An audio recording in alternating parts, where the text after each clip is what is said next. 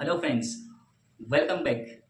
आज जो है हम अगेन प्रश्नावली 3.2 की जो क्वेश्चन नंबर 3 है उनको सॉल्व करने जा रहे हैं। और हमारी जितने भी वीडियोस हैं, लेक्चरर्स वीडियोस हैं, वो सारे आपको प्लेलिस्ट में अवेलेबल रहेगा। अब हमारे प्लेलिस्ट को ओपन करेंगे, वहाँ पे सारे अवेलेबल रहेंगे, चाहे क्लास 10th का हो, 9th का हो या 8th रहे, है ना। इसके अलावा 11th 12th जो भी है। तो सबसे पहले हम इसको सॉल्व करते हैं, बाकी बात नेक्स्ट क्लास में करेंगे, ठीक है। तो इसमें कह रहा है कि अनुपातों A1 A2 B1 B2 और C1 C2 की तुलना कर ज्ञात कीजिए कि निम्नलिखित समीकरण कि युग्म में संगत है या असंगत है, ठीक है। संगत और असंगत के बारे में पूछ रहे हैं। तो लास्ट क्लास में हम बताए थे आपको कि A1 by A2 B1 by B2 does not equal to B1 by B2 होगा। तो इसका ग्राफीय निरूपण क्या होगा? इसका ग्राफीय निरूपण बताया था मैंने, प्रतिच्छेदी, ठीक है। इसका ग्राफीय निरूपण बताया था प्रतिच्छेदी, और बताया था A1 by A2 बराबर में B1 by B2 does not equal to C1 by C2। तो इसका ग्राफ आपको बताया था समानांतर का, ठीक है। और इसके बाद मैंने बताया था ग्राफीय निरूपण, जब हमारे पास A1 by A2 बराबर में B1 by B2 होगा और ये नहीं होना चाहिए C1 by C2, माफ कीजिएगा, ये बराबर होना चाहिए C1 by C2 का। तो यहाँ पे हमारे ग्राफ कैसे होते थे? ग्राफ हमारे पास संपाती होते थे, ठीक है। अब हमें ये चीज पता करना है कि संगत और असंगत है। संगत और असंगत के लिए जब हमारे ग्राफीय निरूपण प्रतिच्छेदी होगा तो ये संगत होगा। क्या होगा? संगत। क्या होगा? हमारे पास संगत होगा, ठीक है। युग्म क्या होगा? रेखिक समीकरण पेयर जो होंगे, ये रेखिक युग्म जो होंगे, ये संगत होंगे। कैसा होंगे? संगत होंगे, ठीक है। संगत, जिसको हम क्या कहते हैं? कंजिस्टेंट। और A1 by A2 बराबर B1 by B2 नहीं होना चाहिए C1 by C2 के, तो ये असंगत होगा, ठीक है। क्या होगा? ये असंगत यानी इनकंजिस्टेंट।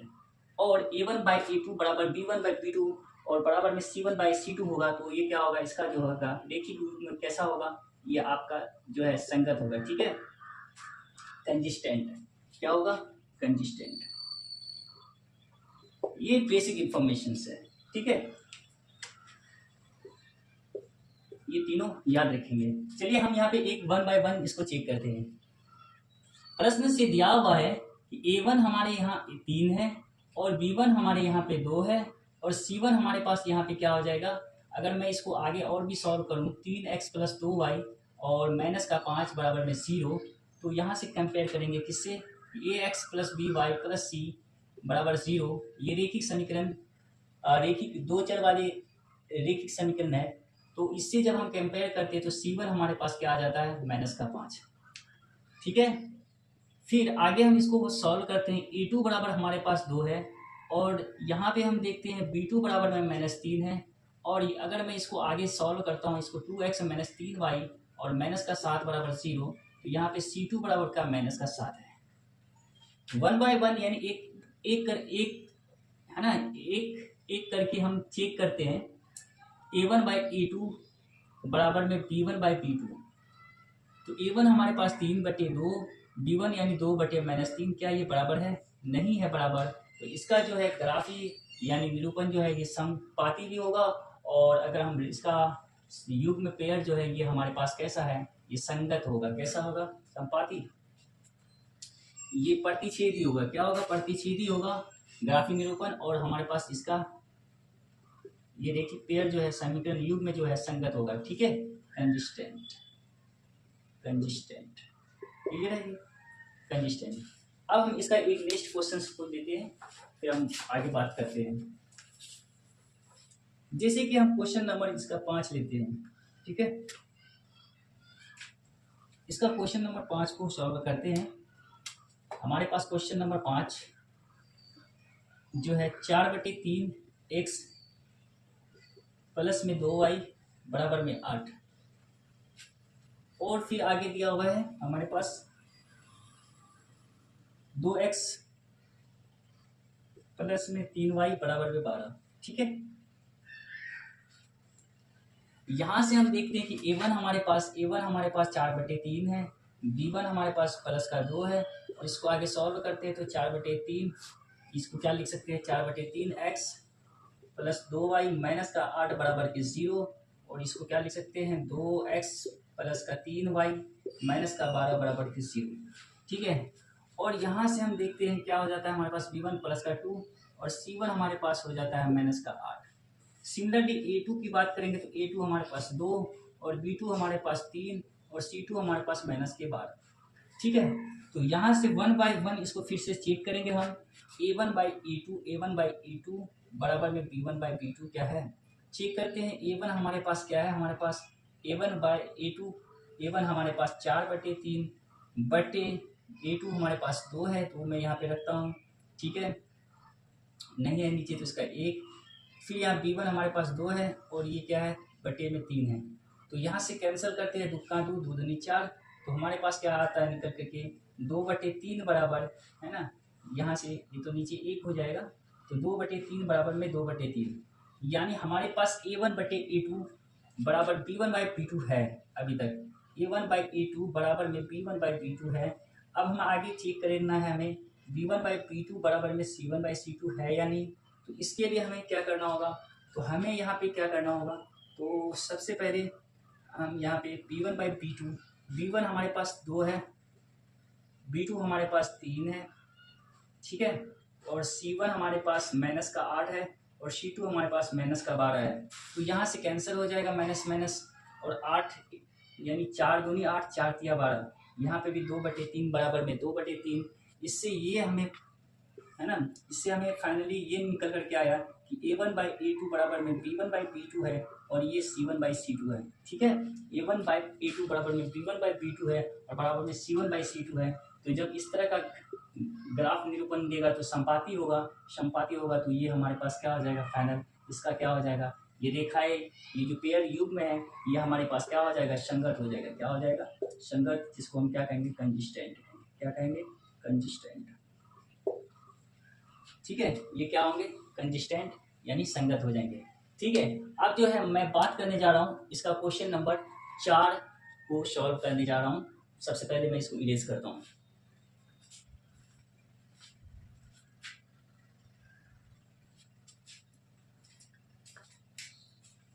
तो इसमें कह रहा है हमारे पास कि निम्नलिखित समीकरण के युग्मों में से कौन संगत है, संगत या असंगत है, यदि संगत है तो ग्राफिक विधि से हल ज्ञात कीजिए। ठीक है, तो यहाँ पे हमें दिया हुआ है कि x प्लस वाई बराबर में 5, तो यहाँ से हम इसको आगे सॉल्व करेंगे तो x प्लस वाई माइनस के 5 बराबर 0, इसको आगे सॉल्व करेंगे तो 2x प्लस 2y माइनस का 10 बराबर में क्या हो जाएगा 0 हो जाएगा। ठीक है, अब मैं यहाँ से इसको यहाँ पे हम देख रहे हैं कि a1 बराबर हमारे पास 1 है और a2 हमारे पास क्या है, अगर हम कंपेयर करते हैं ax plus by plus c बराबर 0, ये रेखिक समीकरण 2 चर वाले रेखिक समीकरण से, तो a1 हमारे पास क्या आ जाता है 1 और a2 हमारे पास यहाँ पे आ जाता है 1 और a2 बोल रहा हूँ मैं, b1 हमारे पास 1 और c1 हमारे पास माइनस का 5 आ जाता है। ठीक है, सिमिलरली हम देखना चाहेंगे तो क्या होता है हमारे पास a2 हमारे पास यहाँ पे 2 हो जाता है और b2 कंपेयर करते हैं ना, तो b2 हमारे पास क्या आ जाता है, हमारे पास पहले इससे कंपेयर किया है ना, तो b2 हमारे पास क्या हो जाता है, b2 हमारे पास 2 हो जाता है और c2 हमारे पास यहाँ पे माइनस का 10 हो जाता है।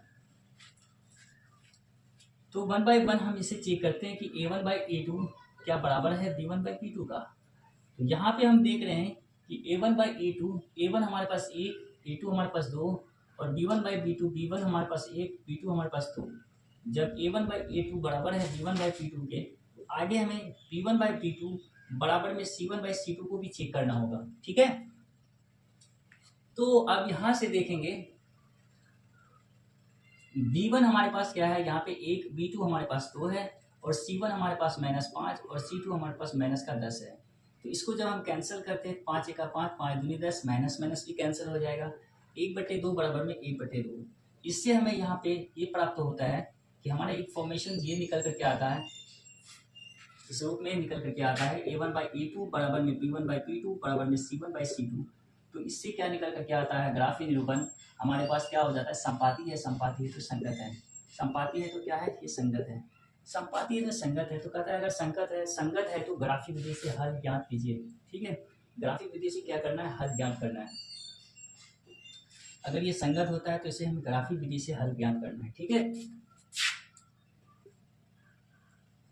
तो संगत है तो आप इसको मैं ग्राफी विधि से हल ज्ञात करता हूँ। ठीक है, तो सबसे पहले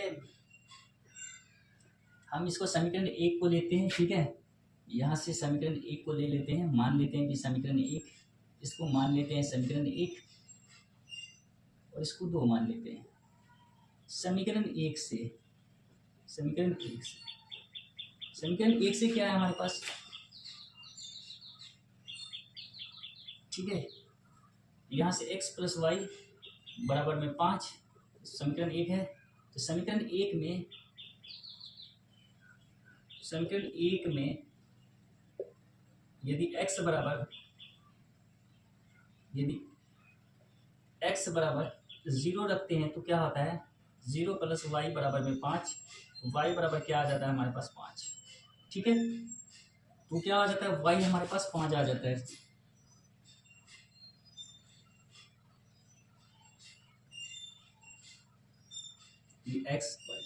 x हम 0 रखिए तो y हमारे पास 5 आ जाता है। ठीक है, यदि x बराबर समीकरण 1 में है ना, यदि x बराबर हम 1 रखते हैं तो 1 जोड़ y + 5, तो y बराबर क्या आ जाएगा, 5 - 1, यानी y हमारे पास कितना आ जाता है, 4 आ जाता है। x 1 रखने पर y 4 आ जाएगा। यदि x को 2 रखते हैं, यदि x बराबर 2 है तो यहाँ से हम देखेंगे 2 + y बराबर में 5, तो y बराबर में 5 माइनस का 2, यानी y हमारे पास 3, यानी x 2 है तो y हमारे पास 3। ठीक है, अब हम पुनः देखते हैं, x + y क्या है हमारे पास, 2x + 2y बराबर में क्या है, 10, बराबर में 10 है, बराबर में 10 है। ओके, अब हम यहाँ से देखते हैं कि समीकरण 2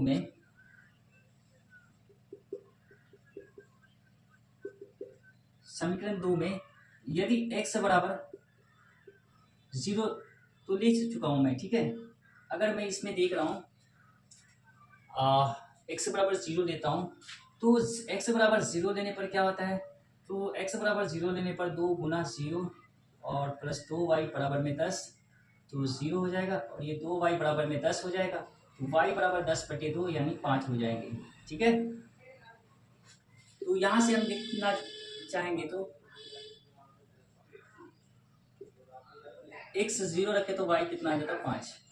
ठीक है, अगर मैं इसमें x, अगर मैं समीकरण 2 में यदि x बराबर 1 रख देता हूँ, मैं 1 रख दिया तो क्या हो जाता है, 2 × 1 प्लस में 2y और बराबर का 10, तो 2 × 1 यानी 2 + 2y बराबर में 10।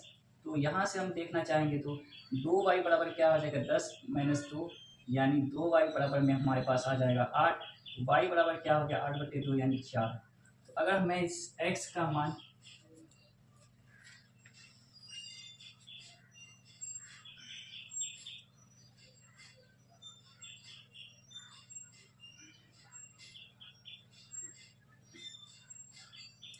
ठीक है,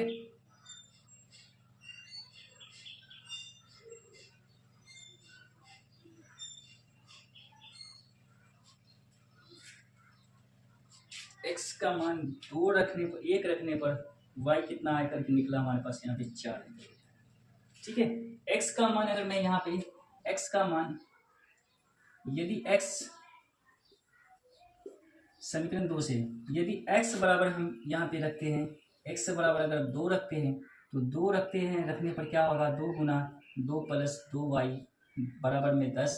तो यहाँ से देखेंगे 4 प्लस 2y बराबर में 10, तो 2y 10 माइनस 4, तो y बराबर क्या होगा 2y बराबर 6, तो y बराबर में क्या आ जाता है 3, 6/2 यानी 3 है ना।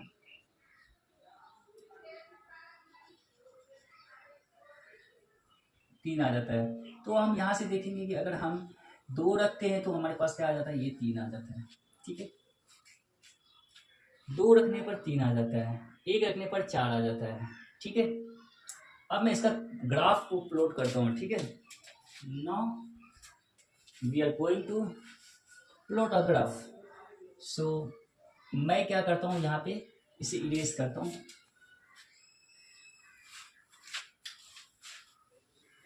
इसे इरेज करता हूँ। ठीक है,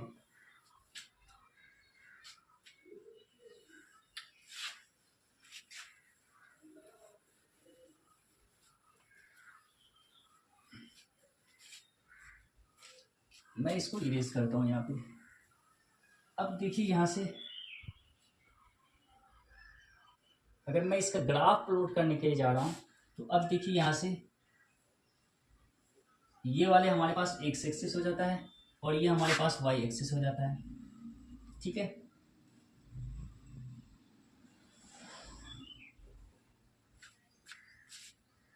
तो यहाँ से हम देखेंगे ये y एक्सिस का 1 हो जाएगा, ये 2 हो जाएगा, ये 3 और ये 4, ये हमारे पास 5 और ये हमारे पास 6। x axis 1 2 3 4 5 6। ठीक है, सिमिलरली अगर मैं इधर देखना चाहूँगा -1 -2 -3 -4, इधर देखना चाहूँगा -1 और ये हमारे पास -2 और ये हमारे पास -3। ठीक है, अब मैं यहाँ पे देखता हूँ अगर हमारे पास x 0 है तो y 5 है, x 0 यहाँ पे x 0 तो y 5, x 0 y 5 ये वाले 0,5। ठीक है, x 1 है तो y 4 है, x 1 है तो y 4 है, 1 और 4 यहाँ पे, x 2 है तो y 3 है, x 2 है तो y 3, x 2 है तो y 3, x 2 तो y 3 हमारे पास यहाँ पे 2,3। तो यहाँ से देखते हैं हमारे पास। ठीक है, हम अगर देखना चाहेंगे तो इस लाइन का जो है, ठीक है,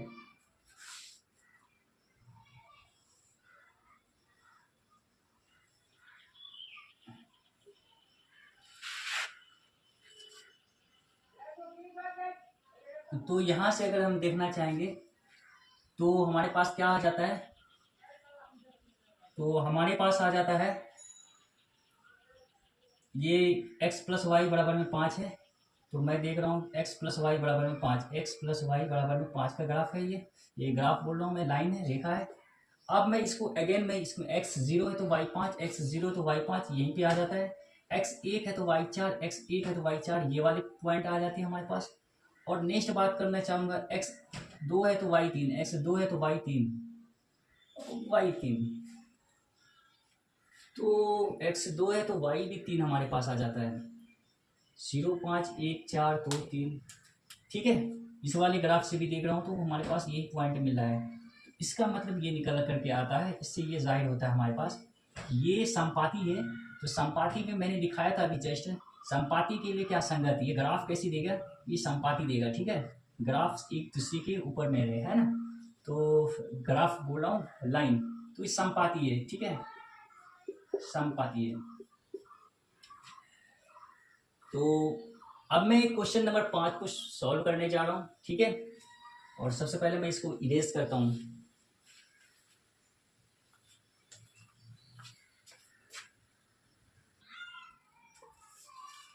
क्वेश्चन नंबर 5 में अकॉर्डिंग टू क्वेश्चन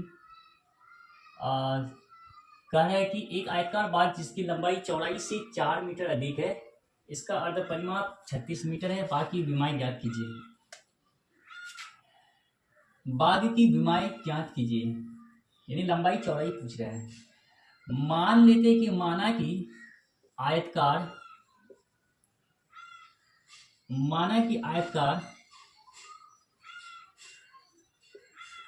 बाघ की चौड़ाई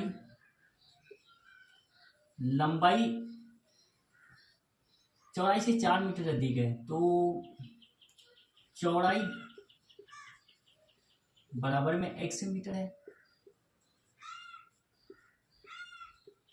तथा आयतकार बाघ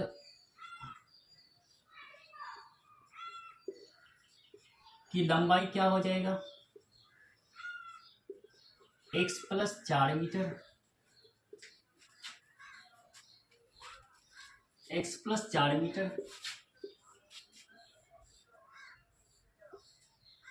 ये x है और ये क्या हो जाएगा, x प्लस 4 हो जाएगा। ठीक है, अब यहां से आयत का परिमाप बराबर क्या होता है, आयत का परिमाप बराबर होता है 2 इंटू लंबाई प्लस में चौड़ाई हो जाता है।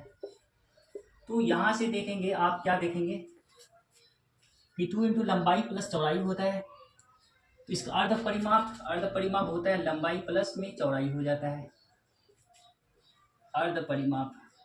ठीक है, सिर्फ लंबाई और चौड़ाई होता है। अकॉर्डिंग टू क्वेश्चन यहाँ पे दिया हुआ है कि अर्ध परिमाप 36 है, अर्ध परिमाप क्या दिया हुआ है, अर्ध परिमाप दिया हुआ है 36 मीटर। ठीक है, यानी 2 लंबाई और चौड़ाई बराबर में 36 मीटर। तो यहां से देखेंगे आप कि लंबाई हमारे पास x प्लस 4 है और चौड़ाई हमारे पास x है, बराबर में कितना, 36।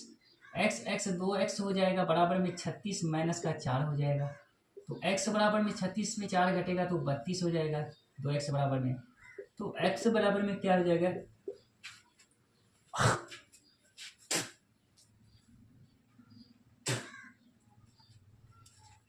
x बराबर में क्या हो जाएगा हमारे पास, x बराबर में हमारे पास आ जाएगा 32/2 यानी 16।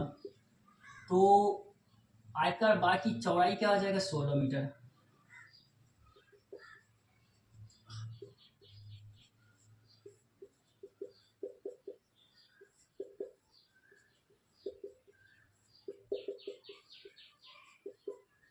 और बाघ की लंबाई क्या आ जाएगा, लंबाई हमारे पास x प्लस 4, 16 प्लस 4 कितना हो जाएगा, 20 मीटर। ठीक है, हमारे पास 20 मीटर हो जाएगा।